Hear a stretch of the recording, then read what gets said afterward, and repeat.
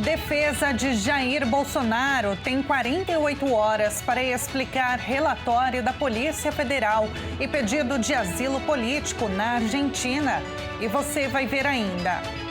Câmara dos Deputados aprova projeto que combate a adultização nas redes. E ainda, Polícia Federal descobre fábrica clandestina de armas no interior de São Paulo. Essas e outras notícias você confere agora no Redação Hit. Olá, muito bom dia. Agora é 11 horas e 30 minutos pelo horário de Brasília. Uma ótima quinta-feira para você que nos acompanha. Seja muito bem-vindo ao Redação Hit. A partir de agora, você fica muito bem informado. A Câmara dos Deputados aprovou com alterações o projeto sobre proteção de crianças e adolescentes em ambientes digitais. A proposta prevê obrigações para os fornecedores e controle de acesso por parte de pais e responsáveis. Mas por conta das modificações, o projeto volta para o Senado para uma nova votação. O relator do projeto, deputado Jadiel Alencar, disse ter alterado a proposta para garantir que as famílias exerçam o papel de proteção de forma eficaz, sem substituí-lo pelas plataformas. Com previsão de vigência depois de 1 ano de publicação da futura lei, o projeto determina aos fornecedores de produtos ou serviços de tecnologia da informação que adotem medidas razoáveis desde a concepção e ao longo da operação dos aplicativos para prevenir e diminuir o acesso e a exposição de crianças e adolescentes a conteúdos considerados prejudiciais a esse público. O texto aprovado estabelece vários procedimentos e exigências aos fornecedores dos aplicativos de internet. Todas as regras se referem tanto aos produtos ou serviços de tecnologia da informação direcionados a crianças e adolescentes, quanto àqueles de acesso provável por esse público. Mas um regulamento posterior deve definir critérios objetivos para aferir o grau de interferência desses fornecedores sobre os conteúdos postados. O descumprimento das medidas pode levar a multas que vão de R$10 por usuário cadastrado na plataforma até um limite de R$50 milhões, dependendo da infração. As empresas também poderão ter suas atividades suspensas temporariamente ou definitivamente em caso de descumprimento das medidas. A Polícia Federal deflagrou nesta manhã a segunda fase da Operação Oásis 14 para desarticular uma organização criminosa responsável por fraudes milionárias. Os crimes investigados seriam contra o Sistema Financeiro Nacional e programas sociais. 140 policiais federais saíram às ruas para cumprir 26 mandados de prisão e 28 de busca e apreensão em 8 cidades do Rio de Janeiro. Esta é a segunda fase da Operação Oásis 14 para desarticular uma organização criminosa responsável por fraudes milionárias contra o Sistema Financeiro Nacional e programas sociais. As investigações começaram em maio de 2024 e revelaram um esquema de alta complexidade, responsável por prejuízo estimado em mais de R$110 milhões ao sistema financeiro. O grupo criminoso teria usado mais de 330 empresas de fachada, além de recorrer a laranjas de baixa renda e até a sócios fantasmas. A fraude contava com o envolvimento direto de 6 funcionários da Caixa Econômica Federal e 4 de bancos privados, que facilitavam a abertura de contas e a concessão de empréstimos fraudulentos. O esquema incluía a simulação de movimentações financeiras, o uso de imóveis reais como fachada para empresas fictícias e a abertura de contas fraudulentas em nome de laranjas. Com apoio de bancários, eram concedidos empréstimos vultosos sem garantias reais.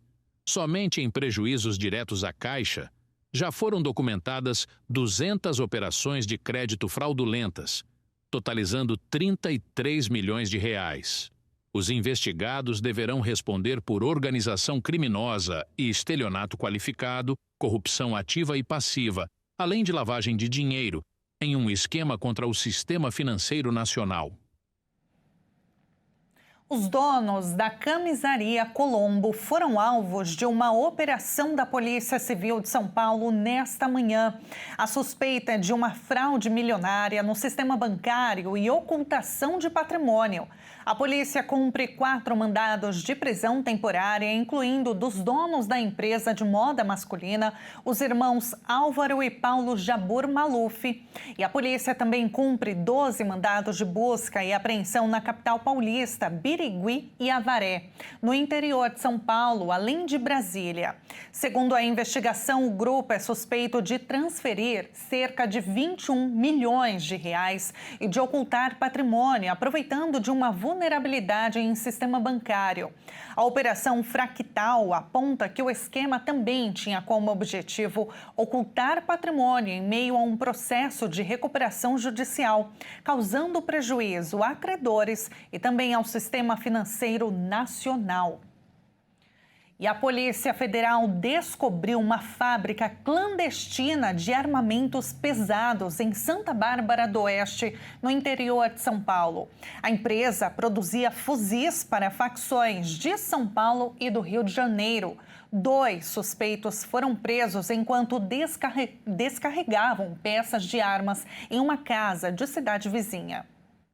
As investigações começaram após a Polícia Federal receber informações sobre uma fábrica ilegal de armas de fogo, usando equipamentos industriais de alta precisão. Os policiais notaram uma movimentação atípica na fábrica que, supostamente, funcionava como unidade de produção de peças aeronáuticas. A indústria ilegal funcionava em Santa Bárbara do Oeste e 2 suspeitos foram presos em Americana. No imóvel, além de fuzis, foram encontradas munições e outras peças de armas de fogo. Segundo a PF, as peças apreendidas poderiam montar pelo menos 40 fuzis. Os suspeitos confessaram aos policiais que fabricavam réplicas do armamento para vendê-los para compradores em diversos estados do Brasil. Eles foram presos em flagrante por posse e comércio ilegal da arma de fogo e as penas podem chegar até 18 anos de prisão. A Polícia Federal informou que vai continuar as investigações para identificar outros envolvidos no crime. O presidente dos Estados Unidos, Donald Trump, enviou 3 navios de guerra para a costa da Venezuela nesta quarta-feira. As embarcações estão equipadas com um sistema de mísseis guiados e estão navegando rumo ao trecho do Mar do Caribe, que fica próximo ao país liderado por Nicolás Maduro. O presidente dos Estados Unidos, Donald Trump, enviou 3 navios de guerra para a costa da Venezuela nesta quarta-feira. De acordo com uma fonte familiarizada com a operação, a justificativa é a intenção de intensificar o combate ao tráfico de drogas. O destacamento ocorreu depois do governo de Trump aumentar para 50 milhões de dólares, quase 274 milhões de reais, a recompensa por informação que leve à prisão do presidente venezuelano. Nicolás Maduro é acusado pela justiça americana de supostos vínculos com o narcotráfico. Segundo a fonte, os 3 navios equipados com o sistema de mísseis guiados Aegis estão se dirigindo para águas do Mar do Caribe próximas à Venezuela. A imprensa americana informou que o governo também planejava enviar cerca de 4.000 fuzileiros navais. Questionada sobre a possibilidade de destacar militares para a Venezuela, a Casa Branca disse na terça-feira que Trump usaria todos os meios para deter o narcotráfico. Na segunda-feira, Maduro anunciou que mobilizaria 4,5 milhões de milicianos em resposta às ameaças de Washington. E de volta ao Brasil, as exportações brasileiras de frango podem cair neste ano, mas as vendas de ovos devem disparar. Segundo a Associação Brasileira de Proteína Animal, a previsão é que as vendas de ovos no mercado externo tenham uma alta recorde neste ano. A Associação Brasileira de Proteína Animal informou que a tendência é que as exportações brasileiras de carne de frango fechem o ano com uma queda de até 2% em relação a 2024. De janeiro a julho, as vendas já caíram 1,7%. Por outro lado, as exportações de ovos podem fechar o ano com alta recorde de 116%. Os embargos à carne brasileira, após um caso de gripe aviária em maio deste ano em uma granja comercial em Montenegro, no Rio Grande do Sul, atrapalharam as vendas deste ano. Apesar de, em junho, o Brasil já ter se declarado livre da doença, o impacto ainda é sentido. Grandes compradores, como a China e a União Europeia, ainda mantém bloqueios ao produto nacional. Já o Chile informou que deve retomar as compras na próxima semana. E, ao contrário do frango, as exportações de ovos devem fechar o ano com alta recorde de 116,6%, impulsionadas pelas compras dos Estados Unidos, que tiveram milhares de aves dizimadas pela gripe aviária. Entre janeiro e julho, as exportações de ovos para os Estados Unidos dispararam 1.419,3%, com quase 19 mil toneladas do produto enviadas. O setor brasileiro faturou 41 milhões de dólares com as vendas. E veja a seguir, horror na Argentina. Jogo da Copa Sul-Americana é suspenso após violência entre torcedores. As imagens, olha, são horríveis, viu? E antes do intervalo, o tempo na cidade de Ubatuba, litoral norte de São Paulo, 28 graus. Nós voltamos já.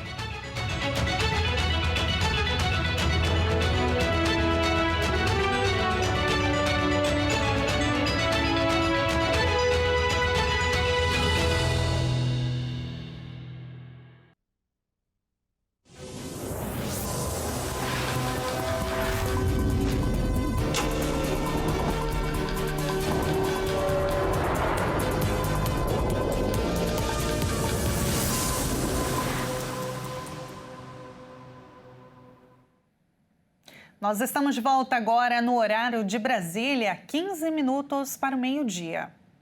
A Câmara dos Deputados da Argentina rejeitou o veto do presidente Javier Milei a uma lei que aumentava o financiamento para pessoas com deficiência. Agora, a votação no Senado vai determinar se o bloqueio presidencial vai permanecer em vigor. A Lei de Emergência para Pessoas com Deficiência, aprovada pelo Congresso em julho, busca regularizar os pagamentos atrasados aos prestadores de serviços de saúde e garantir serviços para essa população até dezembro de 2027. O texto também propõe um novo regime previdenciário e reafirma a cota de emprego estatal para pessoas com deficiência. Desde a chegada de Milei à Câmara em dezembro de 2023, seu governo implementou reformas estruturais com o objetivo de restaurar uma economia em crise por meio de cortes de gastos públicos e medidas de desregulamentação. Não há data definida para a votação no Senado, mas ela será decisiva para determinar se o veto presidencial à Lei da Deficiência permanece ou não em vigor. De acordo com o Escritório de Orçamento do Congresso, o impacto fiscal da Lei de Deficiência foi estimado entre 0,22% e 0,42% do Produto Interno Bruto. Em outro texto referente à Lei da Aposentadoria, que também havia sido vetada por Milei, os legisladores mantiveram a censura ao presidente. A lei previa um aumento de 7,2% na aposentadoria, além de um bônus de aproximadamente $100 para quem ganha o salário mínimo. Como os legisladores mantiveram o veto, a ratificação pelo Senado não é necessária. A destruição por incêndios na Amazônia ocorreu em julho, mas o desmatamento cresceu no acumulado do ano. De acordo com dados divulgados nesta quarta-feira pela plataforma de monitoramento MapBiomas, em um cenário de redução geral nas queimadas em todo o país, o Cerrado segue como o bioma mais afetado. Dados divulgados pela plataforma de monitoramento MapBiomas mostram que a devastação causada por incêndios na Amazônia Legal caiu 65% em julho em relação ao mesmo mês de 2024, quando ocorreu uma seca histórica. Ainda assim, o levantamento destaca que, impulsionado pelos incêndios, o desmatamento da Amazônia brasileira cresceu 4% entre agosto de 2024 e julho de 2025. As medições via satélite indicam que 143 mil hectares foram queimados na maior floresta tropical do planeta no mês passado. Em todo o Brasil, julho registrou 748 mil hectares queimados, uma redução de 40% em relação ao mesmo período do ano anterior, o menor registro mensal desde o início das medições em 2019. O Cerrado, a savana com maior biodiversidade do mundo, foi o bioma mais afetado, concentrando 76% da área total queimada no país, com 571 mil hectares. Ainda assim, o número também representa uma queda de 16% em relação ao ano anterior. O balanço é uma boa notícia para o governo do presidente Luiz Inácio Lula da Silva, que em novembro sediará a COP30, Conferência Climática da ONU, em Belém do Pará. Entre janeiro e julho, a área queimada no Brasil foi de 2,45 milhões de hectares, 59% a menos do que no mesmo período de 2024. Autoridades e especialistas atribuem à ação humana o início dos incêndios do último ano, relacionando-os à limpeza muitas vezes ilegal de terras para pastagem e agricultura. E olha, agora a gente fala de uma situação assim realmente chocante. O esporte, que deveria ser algo para unir, divertir, mais uma vez foi marcado por cenas horrendas, viu? De muita violência. Nesta quarta-feira, pela Copa Sul-Americana, o jogo foi pausado, o jogo pelas oitavas de finais entre a Universidade do Chile e Independente da Argentina. E o motivo foi uma briga generalizada entre os torcedores das duas equipes. O jogo da volta das oitavas de finais da Copa Sul-Americana entre Independiente e Universidade do Chile, nesta quarta-feira, em Avejaneda, foi marcado por uma violência brutal. Uma briga generalizada nas arquibancadas causou a interrupção da partida no início do segundo tempo, quando o placar marcava 1-1. Os torcedores das duas equipes atiraram pedras e outros objetos em direção aos rivais. Os chilenos chegaram a colocar fogo nas arquibancadas no estádio Libertadores de América, e uma bomba foi lançada na direção dos argentinos. Em resposta, integrantes da organizada do Independiente invadiram o local da torcida visitante, com barras de ferro. As imagens fortes circulam nas redes sociais e mostram cerca de 100 argentinos agredindo os chilenos e obrigando alguns até mesmo tirar a roupa. Um torcedor da Universidade do Chile chegou a cair do setor superior da tribuna. Ao menos 90 pessoas foram detidas e 10 ficaram feridas, segundo a polícia argentina. Pode ocorrer uma tragédia na história Independiente, e neste caso, por supuesto, estamos esperando notícia. A organizadora do torneio, a Conmebol, afirmou que o caso será enviado à comissão disciplinar da Confederação Sul-Americana de Futebol. E na rede social X, o presidente do Chile, Gabriel Boric, disse que a violência não tem nenhuma justificativa e criticou a irresponsabilidade da organização. E informou que o governo chileno vai acompanhar a saúde dos feridos e a situação dos detentos. Nossa, lamentável.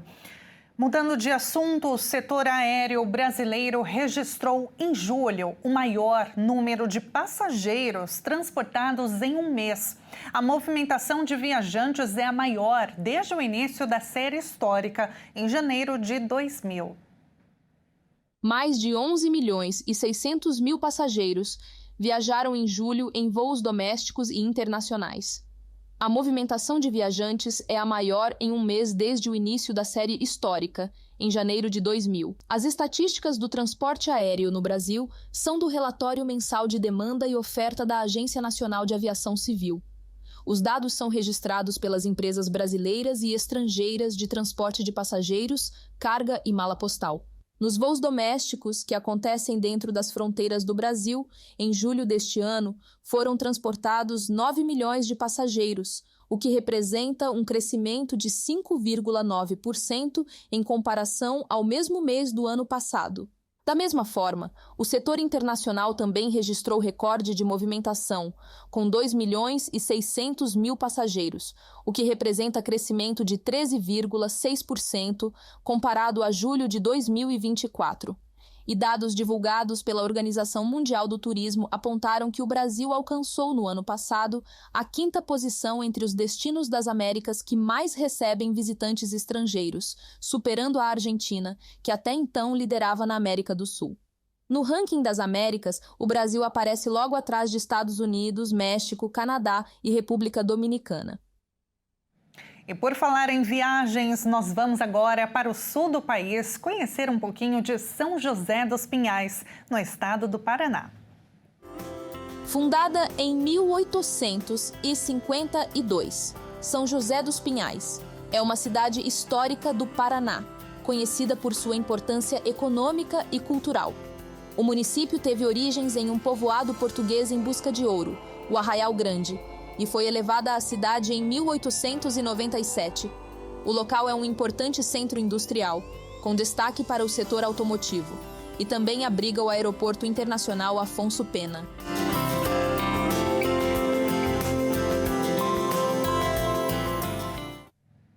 E vamos para nossa câmera ao vivo de São José dos Pinhais. Neste momento, termômetros marcando 23 graus. Olha, céu bem azulzinho.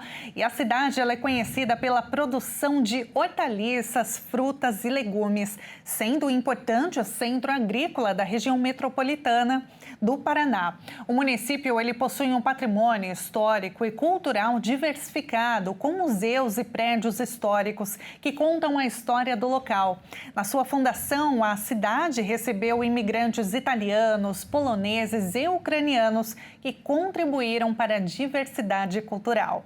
E assim a gente encerra a edição desta quinta-feira. Muito obrigada pela sua companhia.